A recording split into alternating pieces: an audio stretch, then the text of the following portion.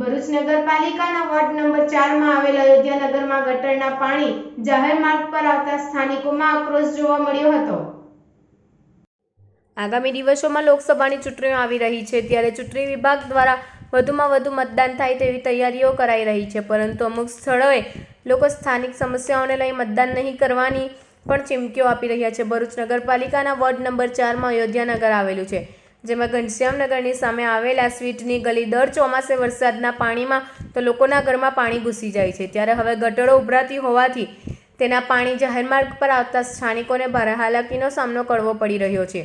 આ બાબતે અનેક વખતે પાલિકામાં રજૂઆતો કરી હોવા છતાંય કોઈ કામગીરી નહીં કરવામાં આવતી હોવાના આક્ષેપો પણ સ્થાનિકોએ કર્યા હતા। ગટરના પાણી માર્ગ પર આવતા તેની દુર્ગંધના કારણે લોકોને જીવવું મુશ્કેલ બન્યું છે, જ્યારે બીજી તરફ ગંદકીના કારણે મચ્છરોનો ઉપદ્રવ અને બીમારીના ઘર બન્યા છે। હાલમાં બાળકોનું વેકેશન પણ શરૂ થઈ ગયું હોય ત્યારે તેઓ અહીંયા રમી પણ ન શકતા હોય સ્થાનિકોમાં પાલિકા વિરુદ્ધ આક્રોશ જોવા મળ્યો હતો। આખરે ગટરના પાણીથી કંટાળી સ્થાનિક મહિલાઓએ ભરૂચ નગરપાલિકા વોર્ડ નંબર 4ના સભ્ય અને કારોબારી ચેરમેન હેમેન્દ્ર પ્રજાપતિના ઓફિસમાં પહોંચી હોબાળો મચાવી વહેલી તકે સાફ સફાઈ કરાવવાની માંગ કરી હતી। જો તેમ નહીં કરાય તો ચૂંટણીમાં વોટ નહીં આપવાની પણ ચીમકી ઉચ્ચારી હતી। અમે અયોધ્યા નગરમાં રહીએ છીએ, વોર્ડ નંબર 4 માં। અમારે દર વર્ષે પાણીનો પ્રોબ્લેમ હોય છે। વરસાદનું પાણી તો આવતું જ હતું, પણ હવે તો ગટરનું પાણી પણ ઘરમાં આવવા લાગ્યું છે। અમે હાઉસ ટેક્સ ભરીએ તો સેવા નથી કરતા। હાઉસ ટેક્સ એક દિવસ લેટ જાય તો તરત જ કહે છે કે ભાઈ પૈસા નથી આવ્યા તમારા, અને અમને તમારે દંડ ભરે છે, બરાબર? તો પછી આ શું છે? આ અમે કઈ ઝુંપડપટ્ટીમાં નથી રહેતા કે અમારે આવી રીતે કરવાનું ને બેઠવાનું હોય છે। લાઇટ બિલ હોય કે અમે ગમે તે વસ્તુ પણ હોય તો ફટાફટ ભરી દઈએ છીએ। તો પછી આ છોકરાઓને શું થાય છે? આ વેકેશન પડશે, આ સિનિયર સિટીઝનનું શું કરવાનું પછી? અમારે પાણી તો કેટલું વાસ મારે છે અને મચ્છરનો પણ એટલો ઉપદ્રવ થઈ ગયો છે। વારંવાર અરજી કરવા છતાં પણ કોઈ એનો નિકાલ જ નથી આવ્યો। આનો તમે નિકાલ જેમ બને તેમ જલ્દી કરો તો સારું થશે એમ।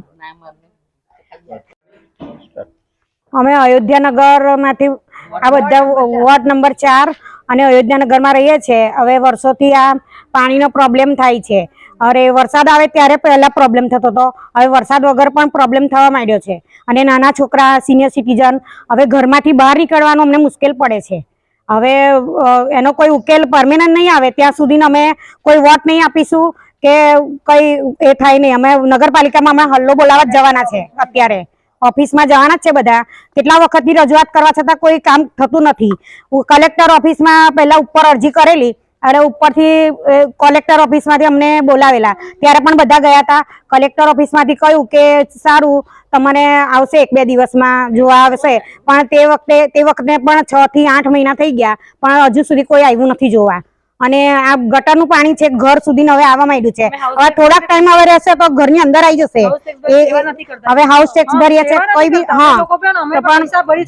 હા એટલે મતલબમાં ગમે તે થાય, હવે આનો પરમેનન્ટ ઉકેલ નહીં આવે ત્યાં સુધી હવે બધા ઘૂસે જ છે બધા। હા।